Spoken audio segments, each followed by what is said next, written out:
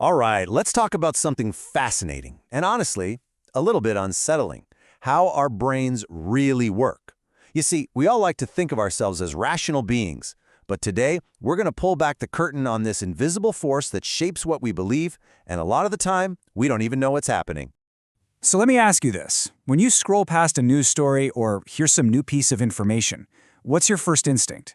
Do you act like a judge in a courtroom? You know, calm, impartial, meticulously weighing every single piece of evidence from all sides before you come to a conclusion? It sounds good, doesn't it? But, well, it turns out our brains have a very, very different way of doing things. The truth is, most of the time, we're not the judge, we're the lawyer. And not just any lawyer, we're the lawyer who's already 100% convinced their client is innocent. We're not actually searching for the objective truth, we are actively building a case for a belief we already hold. We cherry-pick the evidence that fits our narrative and conveniently ignore or dismiss anything that doesn't. So you see, the evidence isn't leading us to a conclusion. Our conclusion is leading us to the evidence. And that brings us right here to the trial that's constantly happening inside your own mind. We're about to put this sneaky mental habit under the microscope, because this invisible hand, it has a name, and it explains so much about why we end up believing the things we do. It's called confirmation bias. And just look at that definition for a second. It's not just one simple thing, it's this whole package deal. It's about what we actively search for. It's about which facts we favor once we find them. It's how we interpret stuff that's vague or ambiguous. And, get this, it even affects what we remember later on. It's like a full-spectrum defense system for our belief. So how does this actually play out? I mean, what does it look like in our day-to-day thinking? Well, it's not just a single move our brain makes. It's more like a three-part strategy that it uses to keep our worldview nice and tidy. Let's break it down. First up, the biased search. If you think a certain way, you're going to Google phrases that prove you're right. It's just human nature. Then there's biased interpretation. Imagine reading a report with mixed results. You'll see the parts that agree with you as rock-solid proof, and the parts that don't? Oh, that's obviously flawed. And finally, biased memory. Days after a debate, you'll vividly remember all the brilliant points you made, while those tricky counter-arguments from the other side, they just kind of fade into the background. Now, I know this can all sound a little abstract, so let's make it concrete with this brilliant little experiment. It's a simple puzzle that reveals a huge truth about how we think. Okay, here it is. Just look at these three numbers on the screen. 2, 4, 6. Simple enough, right? Now, I really want you to play along here for this next part. So I have a rule in my head that I use to create this sequence. Your mission is to figure out that rule. Now, in the real experiment, people could test out their own number sequences to see if they fit. So, what's the very first rule that just popped into your head? Go on, what's your guess? If you're like pretty much everyone else, your brain probably jumped to something like add 2 each time or ascending even numbers. And to test that, you'd probably suggest another sequence like, say, 8, 10, 12. And I'd say, yep, that fits the rule. But here's the trap. You've only tried to confirm your theory. The actual rule was way simpler, any 3 numbers in ascending order. So 1, 2, 3 would have worked. 10, 20, 300 would have worked. And that is the whole point. To find the real rule, you needed to try to break your own hypothesis.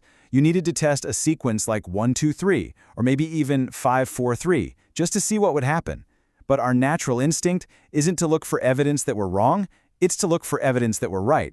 We want that pat on the back, and this puzzle just shows it perfectly. Okay, so that's a cool little puzzle. But this isn't just some quirky lab experiment. This cognitive habit is running the show everywhere you look, from the phone in your hand to the pages of history. Seriously, think about it.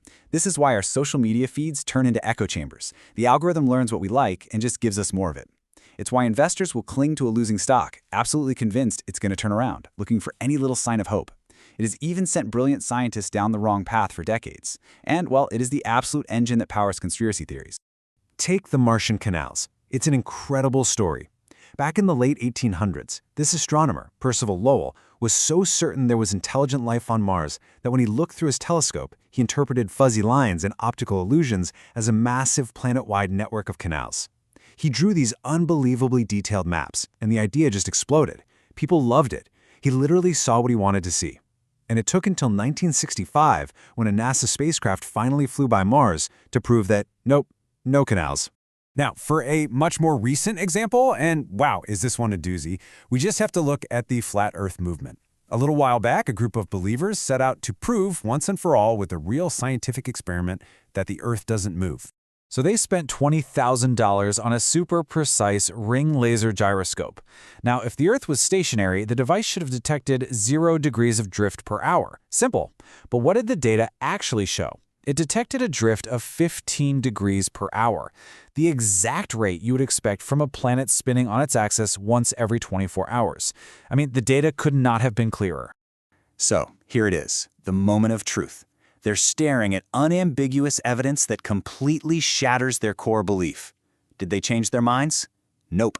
They immediately started looking for ways to discredit the data. They decided the expensive device must be broken, or maybe it was picking up the energy of the heavens. They threw out the evidence to protect the belief. That right there is confirmation bias in its most extreme form. Okay, after hearing all that, it's pretty easy to feel a little defeated, right? If our brains are just wired this way, what can we even do about it? Well, it turns out there is a powerful, practical strategy we can borrow from one of the greatest thinkers in history. But first, let's get something straight. Falling for confirmation bias doesn't make you dumb. It makes you human. It's our brain's default setting, a mental shortcut. And recognizing that, just knowing it's there, is the most important first step to actually doing something about it. And here is the tool. It comes from Charles Darwin, a man whose ideas completely reshaped our understanding of the world. He was painfully aware of this mental trap. He knew his own brain would rather ignore inconvenient facts, so he came up with a golden rule to fight back against his own mind. His rule was simple, but absolutely profound. Anytime he encountered anything, a fact, an observation, even just a thought that contradicted his big theories, he forced himself to write it down immediately. He knew the evidence that supported him would stick around in his memory just fine, but the contradictory stuff, that needed to be captured on purpose. He basically made a habit of trying to prove himself wrong. And that's really what it all comes down to. It's about building your own version of that golden rule. So the most important question to leave you with isn't who else does this, but where am I doing this in my own life? What information, what facts, what points of view have you been unintentionally pushing to the side simply because they don't fit the neat and tidy case you've already built in your head? Thinking about that might just be the most important thing you do today.